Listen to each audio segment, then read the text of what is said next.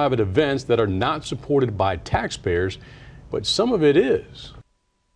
Yeah, just listen to the amounts of some of this overtime payment: $91,000, $89,000, $59,000, $46,000, and $71,000. All these are big numbers, and that's what they got paid just last year in overtime.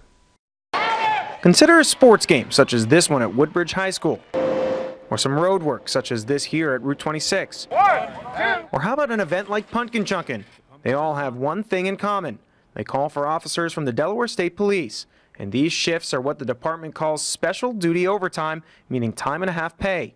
And we got our hands on state payroll figures showing that 5 troopers alone got more than 5,000 hours worth of this overtime, receiving more than $357,000 for their shifts. Now, we contacted the Delaware State Police to ask them where these troopers are typically being sent. They say that they could go to community events, sporting events, construction sites. All in all, though, those who are contracting them will be paying for the troopers, not the Delaware State Police, and that means not the taxpayers. The Delaware State Police tells WBOC that many of these shifts are, quote, fully funded by the requesting vendors, and that those requesting vendors are separate from any state-funded or operational budget funding. However, some state projects requiring state troopers on the scene are indirectly paid for by DelDOT, which means the taxpayers. And on top of that, state police say tens of thousands of dollars are still spent on traditional overtime by the department.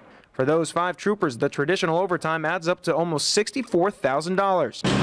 Gene Miller of Georgetown is concerned about the high numbers. It is a lot of money, and I feel like if they're doing that much overtime, they can hire someone else to get a job where some people are out of work. They can share the wealth. Harold Short, also of Georgetown, says troopers deserve every penny if they choose to work the long hours. They should get the overtime because they deserve it, because they're putting their life on the line. Basketball, pumpkin chunkin', road construction, a lot of overtime. Taxpayer and non-taxpayer funded overtime. Now, the Delaware State Police says that these troopers are limited to just 20 hours of these voluntary duty assignments per week. When they're on vacation, that number can be 30. Reporting live from the Sussex County Bureau, Evan Koslof, WBOC News, back to the Newsplex.